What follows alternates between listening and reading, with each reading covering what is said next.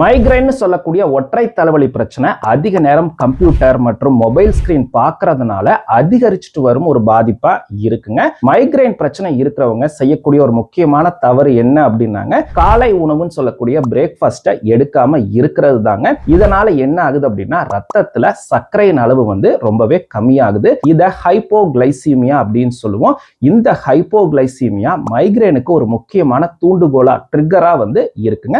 So கட்டாயம் morning உணவை skip பண்ணாதீங்க. அது மட்டும் இல்லாம ஆயில் ஃப்ரைட் ஃபுட்ஸை அவாய்ட் பண்ணுங்க. உங்களுக்கு காஃபி அதிகம் பிடிக்கும் அப்படின்னா கட்டாயமா அதையும் கம்மி பண்ணிக்கங்க.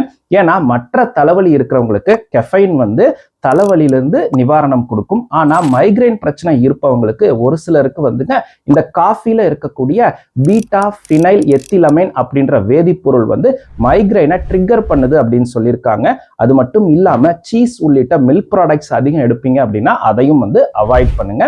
முறையான தூக்கம் அவசியமா தேவைங்க. அது மட்டும் இல்லாம நீங்க நைட்டு தூங்கும் போதுங்க இருட்டான அமைதியான ரூம்ல தூங்க பாருங்க. இதுவே உங்களுக்கு மைக்ரைன் ட்ரிகர்ஸை அவாய்ட் பண்ண ஹெல்ப் பண்ணும்.